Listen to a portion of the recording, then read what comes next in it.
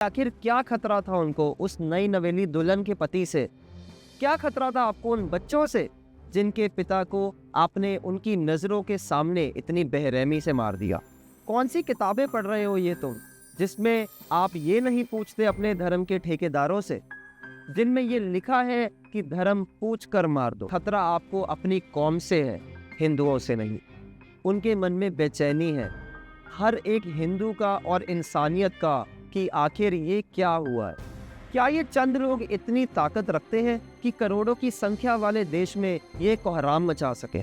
विवेकानंद जी ने कहा था, उठो, जागो, शक्तिशाली बनो, शेर बनो, तो जान भी गई ना तो शहीद ही कहलाओगे, क्योंकि बलि केवल बकरे की दी जाती है।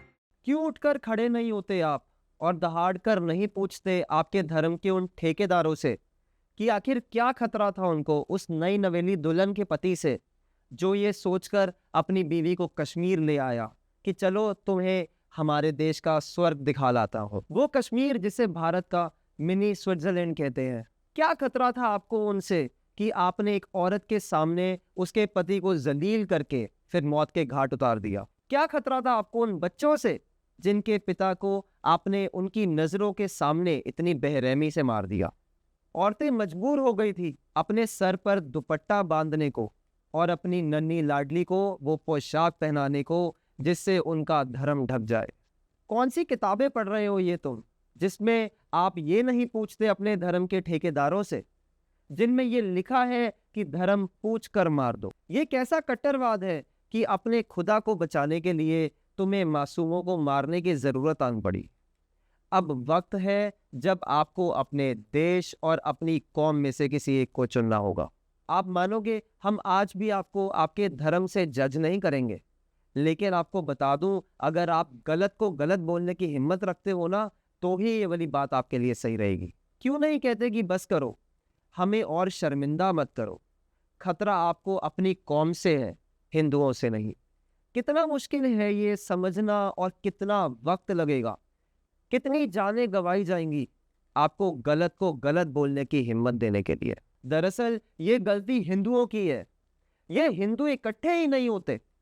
हिंदू बन जाता है जाट, हिंदू बन जाता है गुजर, हिंदू बन जाता है ब्राह्मण, हिंदू बन जाता है ठाकुर, हिंदू बन जाता है दलित। हिंदू ही है जो सारी चीजों के अंदर अदल बदल करता है। मगर हिंदू हिंदू कब बनता है? हिंदू हिंदू बनता ही नहीं है। तभी तो हम 1000 वर्षों तक गुलाम रहते हैं। अरे गर्व से कहो, हम हिंदू हैं, हम हिंदू हैं। 2 दिनों से नींद नहीं आ रही, लोगों की भूख मिट चुकी है, उनके मन में बेचैनी है, हर एक हिंदू का और इंसानियत का, कि आखिर ये क्या हुआ है। नाइंसाफी की हद होती जा रही है। अब अगर लोग आवाज उठाएं तो ये मत सोचना कि आपके धर्म के साथ गलत हो रहा है। पहलगाम जम्मू कश्मीर का एक खूबसूरत स्थल है, जिसे हमारे देश का मिनी स्विट्जरलैंड कहा जाता है। लेकिन 2 दिन पहले ये जगह मौत का बाजार बन गई, जब चंद आतंकवादियों ने लोगों का धर्म पूछकर उन पर गोलियां बरसा दी। अब ये सवाल उठता है कि क्या अभी भी लोगों का ये पूछना कि आतंकवाद का धर्म क्या है, क्या ये सही रहेगा, या इसे एक फैक्ट समझ के अब हमें एक्सेप्ट कर लेना चाहिए? क्योंकि ये एक हाई टाइम है जब आपका अपने धर्म के नाम पर यह कहना बिल्कुल सही नहीं है कि लोगों को आपकी कौम से आपत्ति क्यों है। अब बात आती है कुछ फैक्ट्स की, कुछ सवाल जो मेरे जहन में बहुत टाइम से उछल रहे थे। 3 आतंकवादी की वजह से हमारे देश की शांति भंग हो गई है। क्या ये चंद लोग इतनी ताकत रखते हैं कि करोड़ों की संख्या वाले देश में ये कोहराम मचा सके? खैर, शांति तो महीनों से नहीं है हमारे देश में।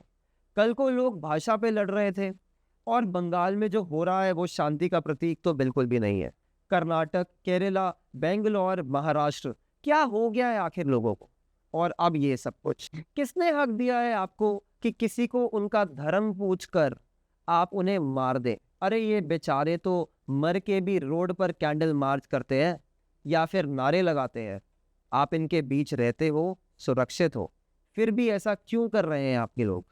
मन गुस्से से भरा है, अंदर आक्रोश की ज्वाला जल रही है। 2006 में यानी कांग्रेस के कार्यकाल में जेएनके के दौरान बॉर्डर पे तैनात फौजियों से कहा जाता था, no cross fire and not more than 11 mm। मतलब पहली गोली आप नहीं चलाएंगे, पहला वार अगर पाकिस्तान करता है तो भी आप केवल 11 mm का ही इस्तेमाल करेंगे। मतलब भले वहां से कोई तो भी चला दे, लेकिन आपको गुलेल ही चलानी है। ये तो हो गई बॉर्डर की बात। कश्मीर की लोकल जनता उन्हें देखकर सरकार की नापुंसकता को याद दिलाती है। बड़े तिरंगे को बीच चौराहे पर बिछाकर उस पर गौ माता लिटा दिया जाती थी और सारे फौजियों के सामने उनको काट दिया जाता था। उनकी खाल निकाल दी जाती थी और उस जन्नत जैसे कश्मीर के वो बसिंदे कहते थे, देखो हिंदुओं, माँ है ना तुम्हारी, तुम्हारी माँ का ऐसा ही हाल करेंगे, ऐसे ही खाल नोचेंगे उनकी। हिंदू सिपाहियों को अपने हिंदू होने का प्रमाण तक छुपाना पड़ता था। ये कैसी फौज खड़ी करना चाहती थी तब की सरकार। रात को ये लोग अनाउंसमेंट करते थे स्पेशली माइक लगाकर कि अपनी माँ बहनों को एक रात के लिए हमारे पास भेज दो। क्या ये मानसिकता सुधारी जा सकती है? नहीं, ये कभी नहीं सुधारी जा सकती। मगर जब से बीजेपी सरकार सत्ता में आई है, तब से फौजियों के हाथ खोल दिए गए हैं। जो पोस्ट कांग्रेस कार्यकाल में भारत के फौजियों के हाथ बंधे होने की वजह से उन आतंकियों ने हथियार लिए थे, आज उनके दूर दूर तक होने के नामो निशान नहीं मिलते। तो क्या आज फिर वो वक्त नहीं है कि एक एक से इस बात का जवाब मांगा जाए कि आखिर क्यों और कैसे कोई आपकी इस जन्नत में रहकर आपकी नाक के नीचे ये प्लानिंग करता रहा, भारी हथियार लेकर छुपा रहा और आपको कानो कान खबर नहीं हुई? और आखिर ये वक्त ही क्यों चुना गया इस हमले के लिए? 27 लोगों को उनका धर्म पूछकर मौत के घाट उतार दिया गया और कुछ को तो घायल भी कर दिया गया। धर्म ना बताने पर उनकी पैंट उतरवा दी जाती है ताकि उनके मुसलमान होने का परिणाम मिल सके। उनसे कलमा पढ़ने को कहा गया कि वही सुनकर तो उनके खुदा खुश होते हैं। उनके खुदा को कोई मतलब नहीं है कि उनकी इबादत करने वाला मासूमों को धर्म के नाम पर मार रहा है। सोचने की बात है तो सोचिएगा जरूर। हमारा मुल्क, हमारा भारत टूट रहा है, बिखर रहा है और इसकी मिट्टी आज घायल है। हम इतने तो नापुंसक नहीं हैं कि अपने भाइयों की जान का हिसाब भी ना ले सकें। एक धर्म मारता है तो एक ही धर्म मरता है। हम क्यों हैं इतने मजबूर और बेबस कि इस कट्टरता को जड़ से खत्म नहीं कर पा रहे? क्यों हम इन लोगों में डर पैदा नहीं कर पा रहे जो हमें केवल नुकसान पहुंचाने की मानसा रखते हैं? क्यों हम इनकी गलतियों पर गिल्ट अपने कंधों पर लेकर घूमते हैं? अपने भाइयों, पतियों, बच्चों को खोने के बाद भी हम ही सेक्युलर क्यों बनते हैं? ये हमारी जान भी लेते हैं ना, और हमसे अपनी सुरक्षा की, आत्मसम्मान बचाने की गुहार भी लगाते हैं। हम क्यों इन्हें खुश करने के लिए खुलकर इस मुद्दे पर बात नहीं कर पाते? हम क्यों अपने मुसलमान दोस्तों से ये पूछने में कतराते हैं कि आखिर तुम कभी क्यों नहीं कहते कि आतंकवाद गलत है और इस्लाम के नाम पर इसे फैलाने वालों के खिलाफ हैं हम?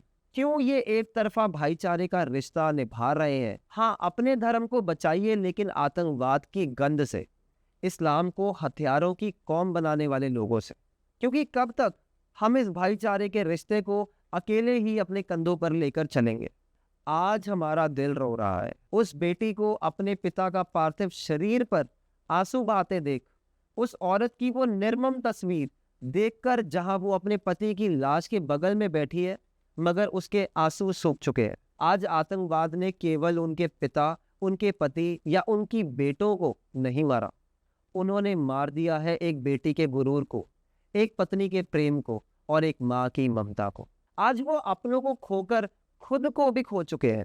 आपने उनके सामने उनके अपनों को मारकर लाश नहीं बनाया, बल्कि आपने उन बहनों, बेटियों और माँओं को जिंदा लाश बना दिया है, जो अभी तक समझ ही नहीं पा रही कि उनकी खूबसूरत पल अब उनके जीवन भर का खालीपन बन चुके हैं। कश्मीर एक टूरिस्ट प्लेस है, इनका दाना पानी ना सिर्फ टूरिज्म पे ही चलता है। तो क्या उन टूरिस्ट की सुरक्षा की जिम्मेदारी इनकी नहीं बनती? तुम्हारे अपने लोग टेररिस्ट ऑर्गेनाइजेशन ज्वाइन करते हैं और तुम्हें कानो कान खबर नहीं होती। किसकी रक्षा कर ली तुमने आज मासूमों को मारकर? आप कहते हो आपकी कौम माइनॉरिटी है, तो चलिए भारत में आपके आंकड़ों की बात ही कर लेते हैं। राजस्थान में 62 लाख से ज्यादा मुस्लिम पॉपुलेशन रहती है। कर्नाटक, जहां पे ऑलमोस्ट 80 लाख मुसलमान रहता है। आंध्र प्रदेश, जहां पर 80 लाख से भी ज्यादा मुसलमान पॉपुलेशन रहती है। JNK, जम्मू एंड कश्मीर, जहां 85 लाख से ज्यादा मुसलमान पॉपुलेशन रहती है। मतलब कश्मीर की आबादी की 70% जनता मुसलमान है। केरला जहाँ पर 88 लाख से ज़्यादा मुसलमान पॉपुलेशन रहती है, असम जहाँ 1 करोड़ से भी ज़्यादा मुसलमान लोग रहते हैं, और असम के बारे में ये भी कहा जाता है कि यहाँ बांग्लादेश से आए हुए कई सारे इमिग्रेंट्स भी शामिल हैं जो इलीगली यहाँ पर रहते हैं, और अब असम की आबादी 1/3 हिस्सा बन चुकी है, which is concerning matter for our country.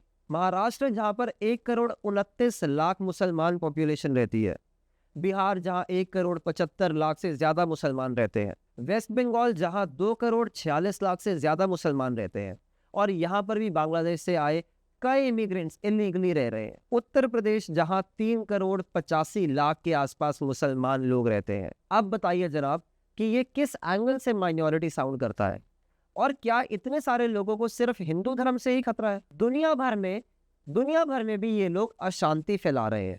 Israel जहाँ पे ज्यूस और मुसलमान को पंगा चल रहा है, यूरोप एंड अमेरिका के अंदर क्रिश्चियन और मुसलमानों का पंगा चल रहा है, म्यांमार में भी बुद्धिस्ट और मुसलमान का पंगा चल रहा है, बांग्लादेश में भी हिंदू और मुसलमान का पंगा चल रहा है, मिडिल ईस्ट कंट्री के अंदर शिया मुस्लिम और सुन्नी मुस्लिम का पंगा चल रहा है, नाइजीरिया के अंदर भी क्रिश्चियंस और मुसलमानों का पंगा चल रहा है, और फिर भी वो बोलते हैं Islam is the most peaceful religion. It feels like they are the most insecure ones. Uri attack मुसलमान टेररिस्ट, कारगिल अटैक मुसलमान टेररिस्ट, पुलवामा अटैक मुसलमान टेररिस्ट, अमरनाथ अटैक मुसलमान टेररिस्ट, पठानकोट अटैक मुसलमान टेररिस्ट, पार्लियामेंट अटैक फिर मुसलमान टेररिस्ट, अक्षरधाम पे अटैक हुआ वो भी मुसलमानों की तरफ से हुआ, कंधार में हुआ वो भी मुसलमानों की तरफ से हुआ, अब जो पहलगाम में अटैक हुआ है उसके अंदर भी सिर्फ और सिर्फ मुस्लिम टेररिस्ट ही शामिल है। I understand not all Muslims but always a Muslim, लेकिन क्यों? हमें अब सख्त कदम उठाने की बहुत ज़्यादा ज़रूरत है।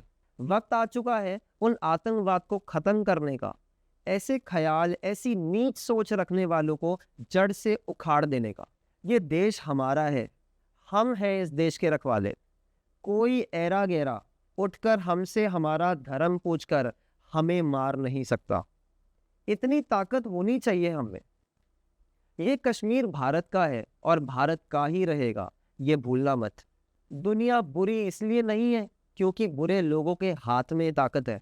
दुनिया बुरी इसलिए है क्योंकि अच्छे लोग एक साथ मिलकर अपनी ताकत का सही से इस्तेमाल नहीं कर पा रहे। विवेकानंद जी ने कहा था, उठो, जागो, शक्तिशाली बनो, शेर बनो, तो जान भी गई ना तो शहीद ही कहलाओगे, क्योंकि बलि केवल बकरे की दी जाती है, शेर की नहीं। जय भवानी।